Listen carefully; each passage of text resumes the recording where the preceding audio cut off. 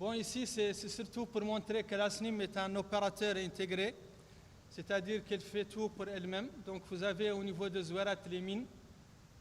On a au niveau de Zouarat les mines et le traitement des minerais, mais aussi la production d'énergie. À Zouarat, c'est du thermique, mais aussi du solaire. On vient d'ailleurs de commencer tout de suite un projet de 12 mégas solaires. Et au niveau de Nouadhibou, il y a le port minéralier qui a maintenant un terrain d'eau de 18,3 mètres, ce qui lui permet donc de recevoir des bateaux qui dépassent 200 000 tonnes. Et il y a une centrale thermique également et de l'éolien. La suite. Bon, les mines en activité actuellement, au jour d'aujourd'hui, c'est essentiellement Rouessat, TO14 et Mhoudat pour l'hématite et le Gelb qui est l'unique grande mine magnétique. Ici, on montre un peu un aperçu des usines et leurs capacités installées. Donc, la suite. La suite, s'il vous plaît. Bon, les chemins de fer, ce qu'il y a à signaler qui est important, c'est que c'est un chemin de fer, après donc, 2 études qu'on a menées, dont la capacité peut monter assez facilement aux alentours de 60 millions de tonnes, ce qui offre quand même une capacité d'infrastructure importante dans la zone, ce qui n'est pas négligeable. Bon, le port minéralier, je viens d'en parler, donc avec le dragage fait tout récemment, donc il peut recevoir des bateaux de grande capacité. Ici, c'est un aperçu des produits de la SNIM actuellement. J'insiste surtout sur le premier qui est le GMAB, qui est un produit concentré riche, magnétique, et dont toutes les études montrent que c'est un très bon produit pour faire les pellets DRI. Bon, ça c'est le marché de la SNIM. Donc le marché évidemment de la Chine, qui reçoit l'essentiel du minerai mondial. Mais vous voyez aussi qu'il y a l'Australie qui reçoit à peu près 1 million de tonnes depuis 2 ou 3 ans. Et récemment l'Algérie pour Tossiali. Ouais. Donc ça c'est les SNIM, donc c'est une entreprise qui est engagée RSE et qui a des certificats AFNOR 14001 et 9001. Nous avons aussi un programme de décarbonation lancé récemment pour décarboner les activités. Bon, ici c'est pour montrer aussi la fondation de la SNIM et surtout la tendance de son budget. Donc récemment, il est de l'ordre de 6 milliards d'ouguiyas par an. C'est une fondation qui travaille dans plusieurs domaines, l'éducation, la santé et tout le développement local. Bon, ça c'est la stratégie de la SNIM. Donc ces axes cachent beaucoup de choses à faire, mais en plus de la montée en production, la SNIM aussi travaille avec ses partenaires pour améliorer la valeur ajoutée des produits. C'est une entreprise aussi qui a un bon paquet de filiales dans les divers secteurs de l'économie. Certaines d'entre elles travaillent pour la SNIM elle-même et d'autres dans le reste de l'économie nationale. Bon, nous avons des partenariats stratégiques qui sont très importants. Le premier, c'est avec Glencore pour le développement du projet Le Rouge. Nous avons aussi Tekamoul avec Sabic et Tim, donc la mine souterraine de Tazadit avec Mine Metal. On va revenir là-dessus sur les prochaines diapos.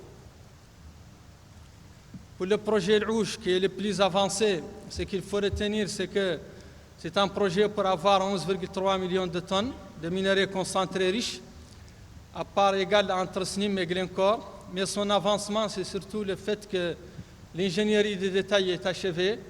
On a mis tout récemment le modèle financier du projet. Nous avons recruté ce mois-ci un conseiller financier qui est la Société Générale, qui va donc aider les partenaires à restructurer le financement et mobiliser le financement du projet, ce qui va permettre de prendre la décision finale d'investissement. Parallèlement à ça, pour gagner du temps, le conseil d'administration de l'Ouj Mining a autorisé cette entreprise à avancer les négociations pour les contrats, les principaux contrats pour gagner du temps. Donc c'est un projet qui a connu un élan important ces derniers mois. Le projet suivant, c'est Tekamoul avec Sabic, 10 millions de tonnes de pellets DRI. 50% pour chaque partie.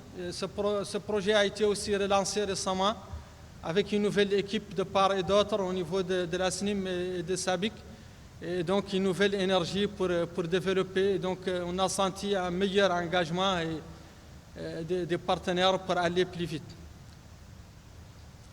Le troisième, c'est le projet avec mine métal, 65% pour la SNIM, c'est de l'hématite riche, donc les quantités sont plus faibles, 3 millions de tonnes par an.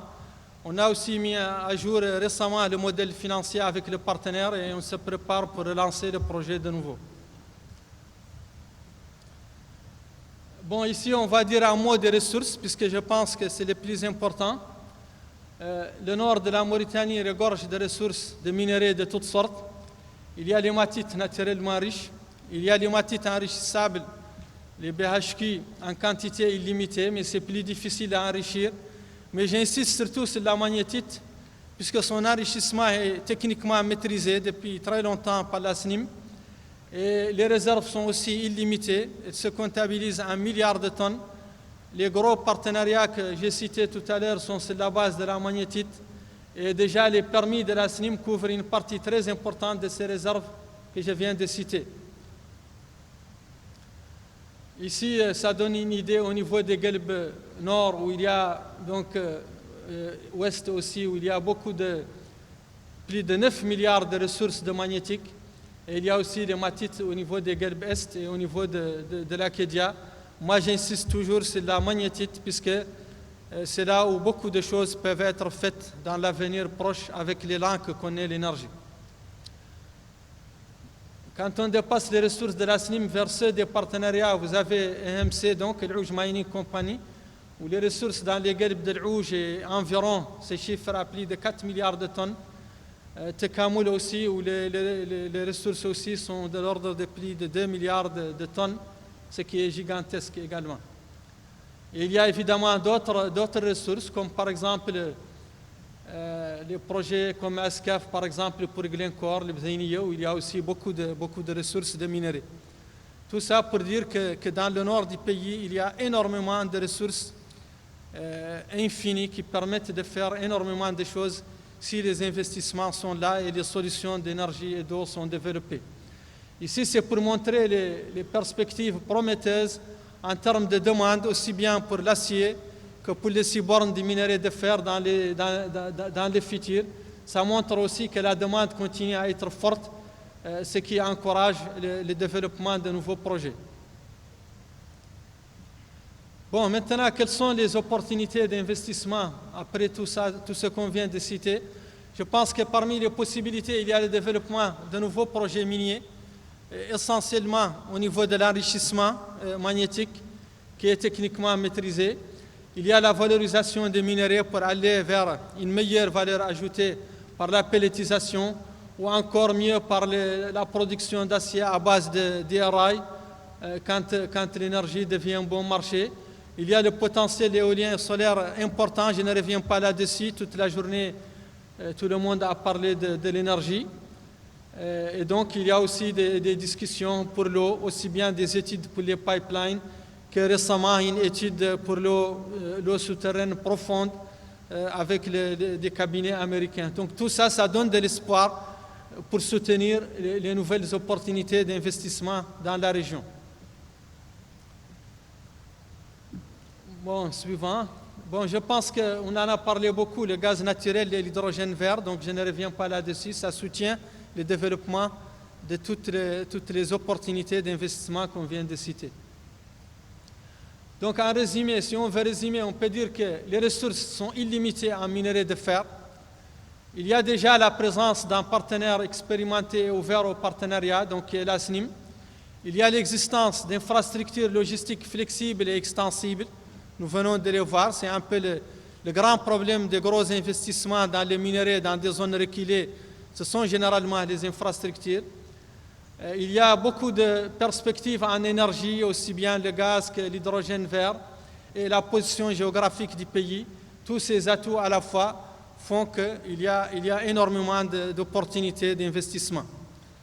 Je vous remercie. Assalamu alaikum wa rahmatullahi ta'ala wa barakatuh. Je vais commencer par remercier le ministère du pétrole, des mines et de l'énergie pour cette initiative très louable. Mohamed Wald Telmidi a déjà qualifié cette rencontre et j'y ajoute tout simplement qu'elle est très opportune et elle vient au bon moment. En 2 mots, je voudrais dire, pour être plus bref, étant donné le temps, que nous avons assisté ces 5 dernières années, ou ces 10 dernières années pour être plus précis et couvrir une longue période, à une évolution assez notable de nos potentialités énergétiques, notamment par l'arrivée de nos amis du gaz. Je dois dire que les pionniers qui sont venus, notamment Cosmos, est allé assez vite par rapport, mais ceci c'est aussi grâce à la gouvernance qu'ils ont trouvée devant eux. Nos amis de l'hydrogène, Ismaïl a dit qu'ils vont fêter 1 année seulement des MOU et vous avez vu un peu les résultats qu'ils nous annoncent. Donc de leur côté, il y a suffisamment de ressources connues ou disponibles ou disponibilisables assez rapidement. Il nous reste, nous, ici en Mauritanie, l'occasion ou bien la volonté, et on l'a, de transformer toutes ces ressources en éléments qui nous fassent dépasser tout ce qui nous a contraints jusqu'à présent à notre développement, et plus particulièrement du secteur minier. Tous les développements du secteur minier ont été limités par 2 éléments qui sont l'énergie et l'eau. Et avec ces ressources, et l'énergie surtout disponible qu'ils vont nous donner, nous avons l'occasion justement de débloquer ce genre de contraintes. Je vais donc demander à nos amis panélistes de monter à la tribune. Monsieur Mohamed Lemine Mustafa, un représentant de la SNIM, j'ai vu le terme SNIM,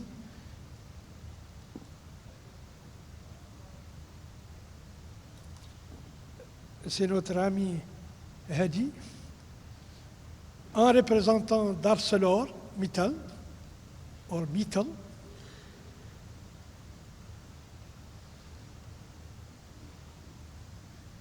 un représentant de CWP,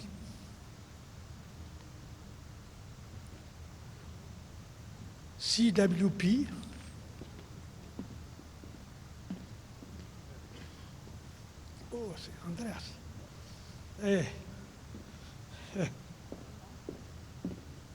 Son Excellence Isselimou Mohamed Taleb, ancien ministre.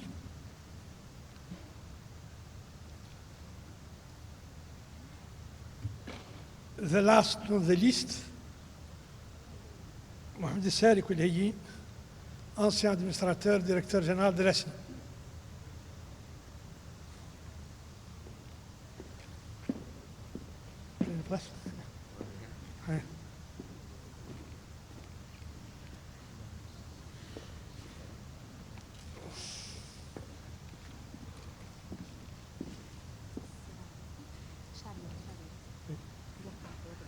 Il y avait quelqu'un de chariot? C'est le 3e panéliste. Oui, c'est sur les panélistes. Il n'y a personne de chariot. Donc, bon, il faut l'ajouter. Oui, je vais l'ajouter. On me demande d'ajouter quelqu'un de chariot. Ça doit être mon ami, probablement Laurent. Est-ce qu'il est là, Laurent?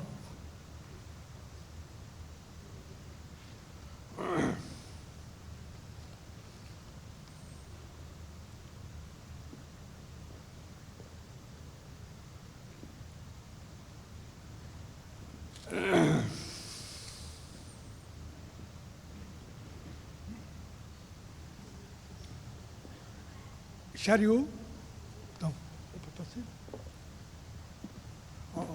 On va l'attendre, mais plutôt, il sera là, certainement. Peut-être il y a une autre ici. Notre panel, oui. Oui, oui, non, Et c'est Laurent qui était là, qui a présenté le.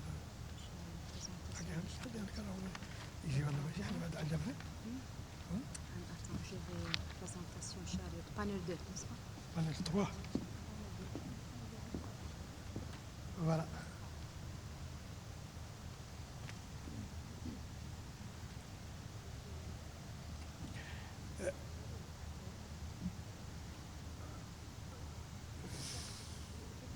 Nous avons eu donc, personne de chariot ne se présente.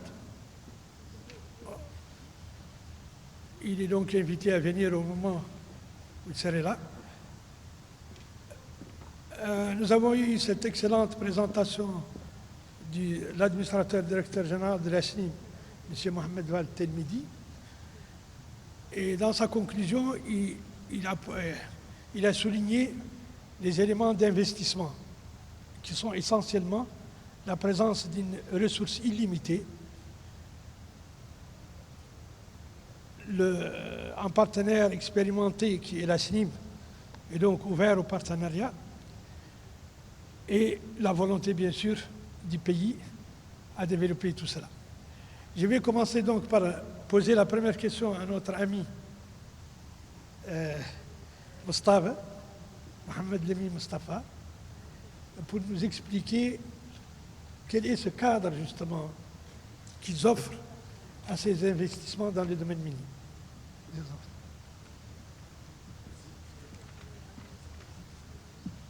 Merci. Bismillah ar-Rahman ar-Rahim.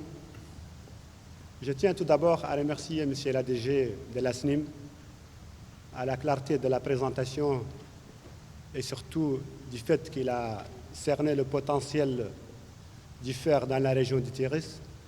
Mais permettez-moi de vous dire que le sol et le sous-sol de notre pays est sous-exploré. À peine 20 à 25% du territoire sont couverts par des campagnes d'exploration.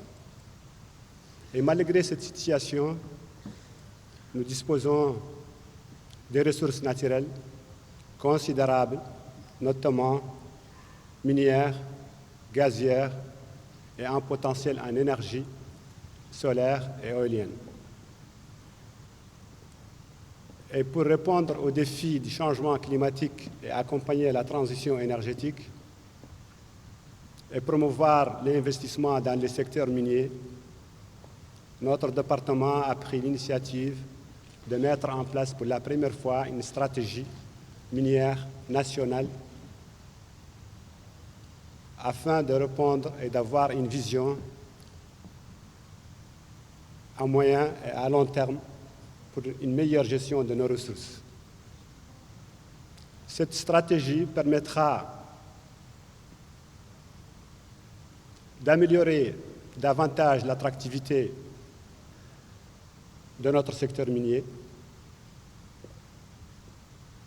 à travers une refonte totale de notre cadre réglementaire qui date de 2008, qui est plié à adopter au contexte, de renforcer la confiance des investisseurs dans notre secteur.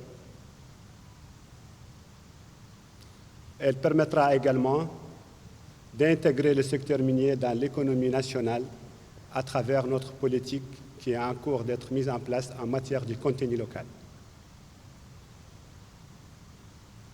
Pour la mise en œuvre de cette stratégie, nous avons identifié les opportunités créées par la transition énergétique et par les sources d'énergie conventionnelles et renouvelables et leur utilisation dans les secteurs miniers, d'une part pour réduire les coûts de production des projets en exploitation et les coûts de réalisation des projets futurs. D'autre part, pour la valorisation qui a été évoquée par l'ADG dans sa présentation et la transformation locale de ces substances. Je pense que la valorisation est une question primordiale.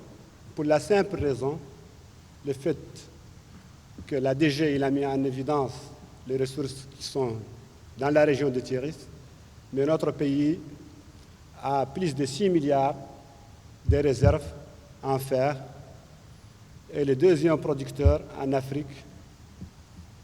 Et les projets de la transformation du fer en acier vert seront les projets d'avenir dans notre pays.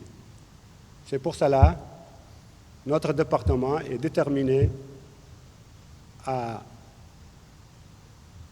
prendre la question de l'énergie propre comme un moteur de croissance économique, d'industrialisation et de création de l'emploi.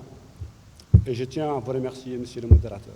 M. Mustafa donc, a insisté sur la politique de l'État qui est d'ailleurs très établie et connue. Et je pense qu'il a souligné quelque chose de très important. Tout à l'heure, je disais qu'il y avait des contraintes dans notre secteur minier à aller plus haut dans la chaîne de valeur. Je pense qu'avec la présence de l'énergie et de tout ce qui suit, nous pouvons avoir raisonnablement l'ambition d'aller bien plus loin qu'auparavant. Bon, le temps montrera justement que une fois ces éléments de base trouvés, vaut mieux aller plus loin. Je vais donc poser une question à M. Marc. Do you speak English? Monsieur Marc, pour nous dire que dans le domaine minier, par exemple, et dans leur présentation, ils ont montré combien le secteur de l'acier vert est tout à fait ouvert dans leur plan. On voudrait un peu que vous nous expliquiez votre vision de cela et l'accorder avec. Hello. I will repeat the question for Mr. Andreas about you heard what was said about the transformation on the position of the new energy in the transforming of Mauritania. You cited in your document the steel, the green steel, and I would like you to explain to us how you see the development of Mauritania through your new energy. Okay, thank you. Hello again, everybody. We've got some real steel experts up here on the stage, which I certainly am not. I mean, I can identify steel and pick it out in a lineup, but I'm certainly not a steel expert. I just want to speak to one little small thing, which these guys are going to speak to. Our interest in green steel is because Mauritania has one of the absolutely greatest renewable energy resources in the world, and we can make electricity in Mauritania as cheap or cheaper than any place else on the planet. But of course, if you have a bunch of electricity and not a lot of people to sell it to, it's not very useful. So your problem is, how do you move this stuff? Now, before when I was here, we were talking about turning it into ammonia, because you can put ammonia on a ship. But the other thing you can do with this fantastic electricity we make is, having made it into hydrogen, you can use it to treat iron ore and make it more valuable, make it reduced. These guys will explain how direct reduction works. And you can move the iron ore, and you are kind of metaphorically moving hydrogen as a solid material in a bulk ore carrier, which is magic, since you can't move hydrogen really any other way. In theory, this is really easy, and these guys will explain more about why it isn't. The steel business grew up in places where, famous places like Czech Republic, where the steel industry was the core of the Austro-Hungarian Empire.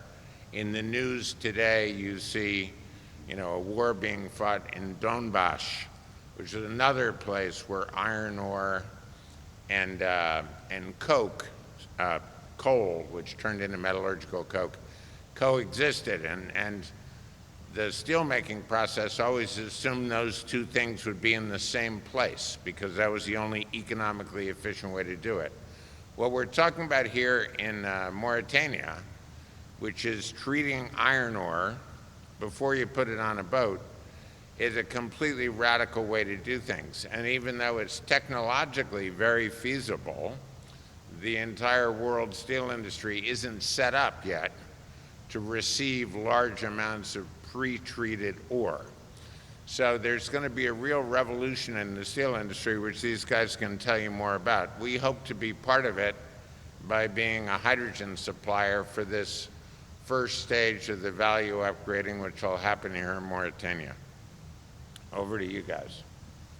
Very promising as a prospect, and I think we will open a very large horizon for our industry, mining industry, and go up the value chain. En deux mots, M. Andreas a expliqué que donc l'énergie sera produite à un coût qui serait vraiment très faible par rapport au reste du monde, et c'est l'occasion justement pour valoriser à travers cette énergie bon marché nos ressources minières. Étant donné que le temps presse, je vais encore aller un peu plus vite et je vais poser deux questions.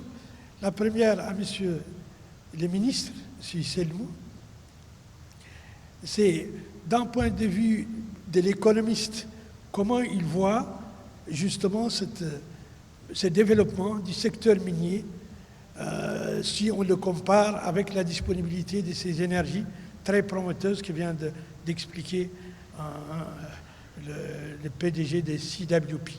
C'est long. Merci, Monsieur le Président. Monsieur le Président, je me réjouis naturellement de ce qui a été dit en matière de complémentarité entre les différents secteurs, notamment les apports que le secteur de l'énergie pourrait apporter au développement du secteur minier. Alors, si les perspectives sont prometteuses en matière donc, de développement des énergies, notamment des énergies renouvelables et vertes, il y a d'autres questions que je pense qu'il ne faudrait pas occulter. Alors, ces questions, c'est d'abord l'évolution de la production, de la productivité et de la compétitivité du secteur minier, notamment de la SNIM. Alors là, c'est une question, je pense, qui se pose depuis très longtemps, parce que vous savez qu'au cours depuis que la SNIM existe, depuis pratiquement plus de 5 décennies, l'évolution de la production annuelle a été entre 9, 10 jusqu'à 13 tonnes maximum par an, millions de tonnes par an.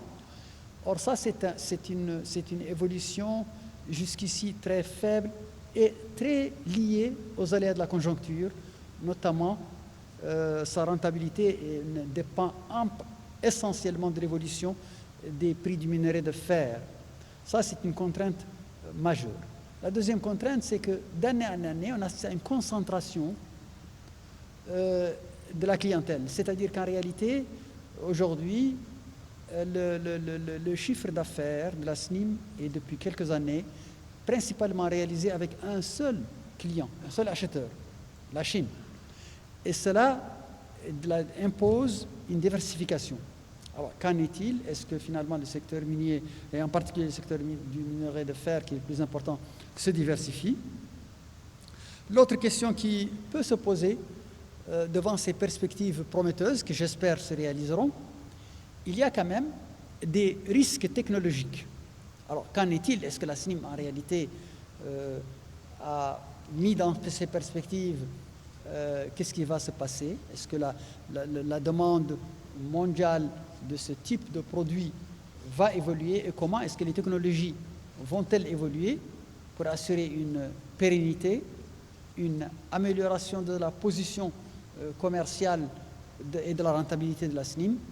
Donc, ce sont des questions qui certainement que le secteur énergétique, l'amélioration du secteur énergétique va être très importante va certainement apporter quelque chose, mais cela ne fait pas l'économie de réflexion de fond sur les questions liées au coût de production et de révolution, à la productivité, à la compétitivité par rapport à un environnement mondial où le minerai de fer est partout. Et parfois d'ailleurs, il ne nécessite même pas beaucoup de traitement, parce qu'il y a beaucoup de minerais qui vont devenir des concurrents. Et la dernière question, c'est que l'évolution de la technologie et des perspectives technologiques, qu'en savez-vous? Qu'est-ce qu'on en sait? Voilà les questions principales, quelques questions. Je ne voudrais pas être très long, mais je voudrais quand même apporter un peu de réflexion par rapport à ce qui s'est dit ce matin. Je vous remercie beaucoup, Monsieur le Président. M. Cham m'avait donné 2 minutes pendant qu'on avait encore le temps. Moi, je donne encore 2 minutes pendant qu'on n'a plus de temps.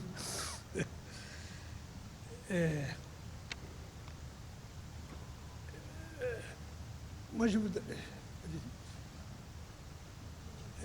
Monsieur Serge préfère plutôt poser des questions, que de donner des réponses aux questionnements que nous avons. C'est bien ça. Merci beaucoup, professeur. D'abord, je remercie le ministère du Pétrole et des Mines d'avoir organisé cette rencontre qui nous a permis d'écouter des éminents experts qui nous ont informés sur des secteurs combien vitaux pour la Mauritanie. En ce qui me concerne, je n'ai pas d'exposé à faire, je n'ai que des questions à poser, des affirmations parfois gratuites. Nous disons que la Mauritanie a des ressources énergétiques importantes. Je crois que c'est vrai. Et donc un travail important a été fait par les opérateurs en Mauritanie et le ministère des Mines et du Pétrole. Qu'ils en soient remerciés. Donc nous avons des réserves prouvées aujourd'hui en gaz et aussi capacité de production d'hydrogène. Et heureusement pour nous, c'est des produits qui sont à la demande. Il y a des marchés existants pour cela. Mais nous, Mauritaniens, nous ne faisons pas d'illusions. Nous sommes en Afrique habitués à vendre des matières premières. Ça va continuer à être le cas. Le gaz, c'est une matière première. Et BP est venu pour produire du gaz, le vendre à des marchés, et certainement qu'elle est dans son rôle. Elle n'est pas venue pour développer la Mauritanie. Encore moins CWP ou Chariot. C'est des entreprises qui sont dans leur rôle. Ils sont là pour servir leurs actionnaires, pour servir des marchés. Il y aura des retombées économiques, financières sur la Mauritanie. Qu'allons-nous en faire, nos Mauritaniens? Et ça, c'est notre responsabilité à nous, ce n'est pas la leur. Donc ne faisons pas d'illusions. BP ne développera pas la Mauritanie. CWP ne développe pas la Mauritanie. Ils créeront certainement les emplois liés à leurs activités et ça s'arrêtera là. Ça n'ira pas plus loin. Donc le problème s'adresse à nous, Mauritaniens. Nous avons des ressources importantes. Qu'allons-nous en faire? Des exemples existent en Afrique, des pays qui ont des potentialités énergétiques importantes et qui ne sont pas développés pour autant. Prenez le Gabon, prenez la Libye, prenez le Congo-Brazzaville et d'autres. Ne soyons pas comme eux. Sachez que vendre de la matière première ne crée pas le développement en soi. Et aujourd'hui, quel est le modèle que nous propose le ministère des Mines et des Pétroles? Je crois que c'est une réflexion qui est à suivre. et à développer au cours des mois et des années à venir. Il y a certainement des allers à retour. Mais ne comptons pas sur les autres, c'est trop facile. Comptons sur nous-mêmes. Il faut aussi que, avec le temps, nous puissions nous approprier les techniques et les technologies pour sortir de la dépendance. Il faut qu'un jour nous puissions dire oui, nous pouvons exploiter les gaz nous-mêmes. Il faut qu'un jour nous puissions dire oui, nous pouvons produire de l'hydrogène nous-mêmes, sans BP et sans les autres. C'est un long chemin à faire, mais il faut l'emprunter avec humilité et rigueur. Et c'est quelque chose qui ne s'improvise pas, ça demande du temps. Mais notre principal capital, c'est le temps. Ne les perdons pas. Merci beaucoup. Excellent, donc nous avons eu des questions. Nous aurons les réponses peut-être immédiatement ou un peu plus long. De toutes les façons, elles sont posées. Maintenant, je vais demander à M. Rodriguez d'Arcelor de nous dire un peu compte tenu des multiples informations et contacts qu'il a déjà sur la Mauritanie, de nous donner un peu sa conception du développement du minerai de fer, par exemple, qu'ils connaissent bien à Arcelor, en Mauritanie. Bonsoir à tous.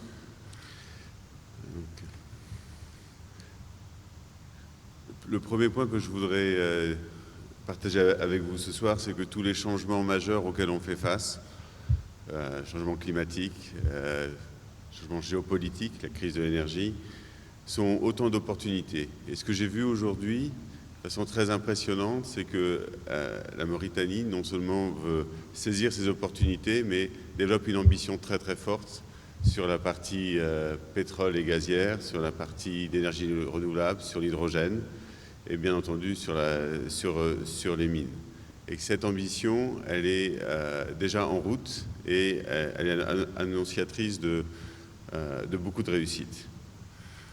Du côté de la vision d'un sidérurgiste comme ArcelorMittal, l'ambition aujourd'hui, elle est d'atteindre le net zéro 2050 pour contribuer à notre façon à un monde durable, avec une première étape de moins 35% pour l'Europe en 2030, qui est une grosse étape, et que finalement les projets qu'on va développer ensemble sont vraiment la rencontre de ces deux ambitions.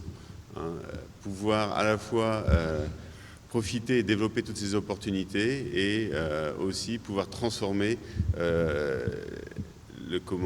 secteur minier, le secteur sidérurgique ensemble.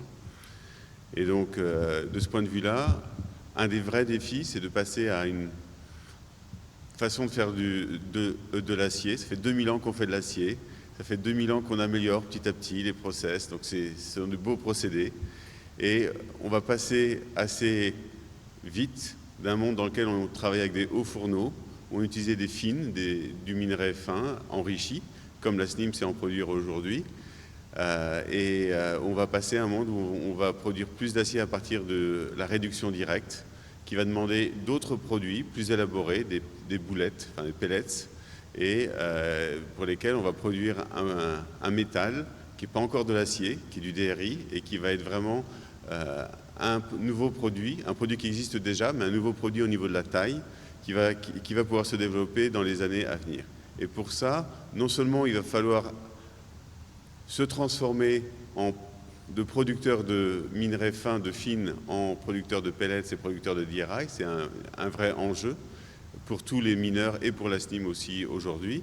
Et pour un sidérurgiste, ça va être vraiment de transformer sa façon de produire l'acier d'une façon traditionnelle, une façon, on va dire, plus efficace, et où l'agent réducteur, qui permet vraiment de passer du minerai à l'acier, ne va plus être le carbone, parce que ça génère du CO2, mais va d'abord être du gaz naturel et ensuite demain de l'hydrogène, de façon à pouvoir produire de l'acier décarboné. Et je pense que cette transformation-là, elle est en cours, et il faut qu'elle soit en cours ensemble, et que le partenariat, c'est qu'il faut que nous, on soit prêts, il faut que la SNIM soit prête, il faut que la Mauritanie soit prête pour que finalement, ensemble, on puisse réellement saisir ces opportunités et développer cette valeur et pouvoir continuer à produire efficacement, économiquement et dans un monde durable. ArcelorMittal a fait des annonces au Canada, en Espagne, en France, en Belgique, où on annonçait cette transformation-là, en passant d'un site où on avait 2 hauts fourneaux à ne garder qu'un haut fourneau et à faire un DRI et un four électrique, donc où on va produire du DRI sur nos sites, mais c'est pas suffisant, on va aussi en produire ailleurs avec nos partenaires. Et quand on regarde les enjeux et de quoi est-ce qu'on a besoin pour faire du DRI aujourd'hui, de la même façon que hier on pouvait se dire j'ai besoin de faire de l'acier, j'ai besoin de quoi? J'ai besoin de minerais, de fines, j'ai besoin de charbon, j'ai besoin un peu de chaud, j'ai besoin d'énergie, de beaucoup d'eau. Donc, et j'ai besoin de clients aussi. Hein, ce qu'on veut, c'est vendre cet acier. Mais fondamentalement, je vais le faire là où j'ai les ressources. Et si on regarde aujourd'hui pour le DRI, on a besoin de quoi? On a besoin de minerais et de pellets. Donc les pellets, il va falloir qu'on puisse les développer aussi en Mauritanie. Et ça, je pense que c'est un enjeu. Il y a des projets en cours, il y a d'autres qui peuvent venir. On a besoin de gaz naturel pour démarrer. On a toujours besoin d'un petit peu de carbone dans l'acier. Hein, donc le gaz naturel aidera à démarrer la chaîne DRI et sera toujours là après. Donc ça, c'est un élément essentiel.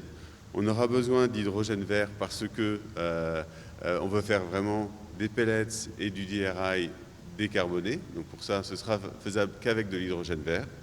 Et on a besoin aussi d'infrastructures. Et ça, je pense que quand on regarde, la Mauritanie, aujourd'hui, coche quasiment toutes les cases. Et ce qu'on veut, c'est pouvoir ensemble réellement saisir cette opportunité et vraiment développer toute cette économie-là ensemble. Et je pense qu'il y a un élément essentiel qui a été mentionné tout à l'heure, qui est aussi l'expérience.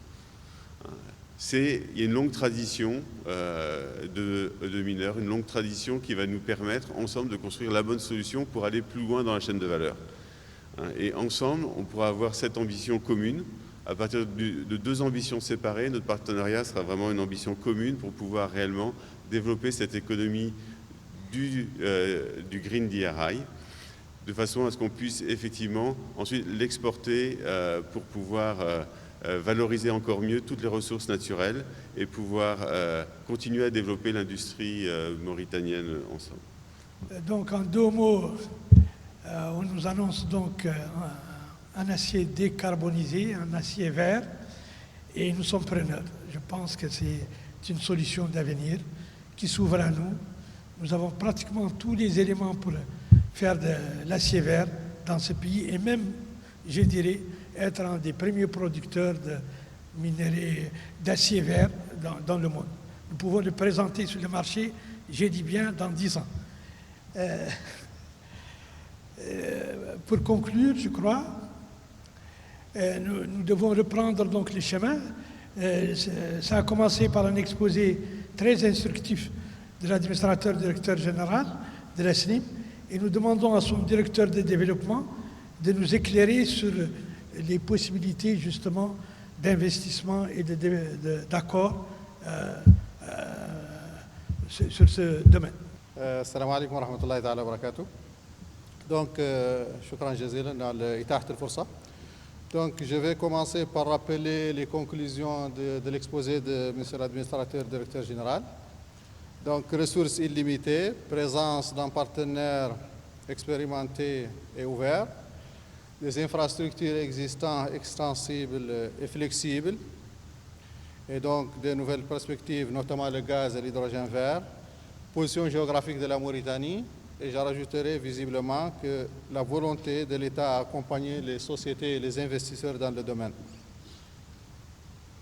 La question qui se pose naturellement, c'est comment profiter de cette situation ou de ces atouts. Je pense qu'on peut en profiter dans le temps qui court et dans le domaine du minerai de fer précisément sous 2 formes. Le premier axe, c'est l'augmentation de la capacité de production du minerai. Et le deuxième, c'est la diversification, les projets de diversification ou les projets de valeur ajoutée. Donc, ce minerai qu'on exporte depuis toujours à une dizaine ou douzaine de millions de tonnes, malgré que notre activité continue à monter, on est resté plombé à un niveau de 12-13 millions de tonnes, malgré que l'activité de terrassement, qui elle mesure notre vraie activité, passer de 70 millions à 120 millions. Comment peut-on créer de la valeur ajoutée au niveau du pays? Moi, je pense que la création de valeur ajoutée au niveau du pays a un certain nombre de défis. Le premier, c'est les infrastructures. Et ici, si je parle des infrastructures, je ne parle pas des infrastructures industrielles. Ça, je pense qu'ils feront partie des investissements à venir. Mais il y en a beaucoup d'autres infrastructures qui doivent se développer pour pouvoir améliorer l'impact local de ces investissements futurs. Les routes, les cités d'habitation, les hôpitaux, et ainsi de suite. Parmi les défis, c'est le personnel qualifié. Souvent, on parle de mauritanisation. Et des fois, s'il n'y a pas de Mauritaniens qualifiés, cette mauritanisation reste vouée à l'échec. Je pense qu'encore, parmi les choses qu'on doit préparer, c'est d'améliorer la qualité de notre formation. Et je pense que la formation, on doit mesurer la formation par la qualité de la formation et la qualité de nos techniciens pour pouvoir avoir des retombées de taille de ces projets à venir. Le troisième point, c'est de créer un tissu industriel ou un tissu de sous-traitants locaux qui puissent supporter la future transformation envisagée. Si on amène les gens et à chaque fois, au niveau national, on ne trouve pas un prestataire ou un sous-traitant qui peut profiter de cet environnement, je pense encore qu'on ne profitera pas à fond des projets.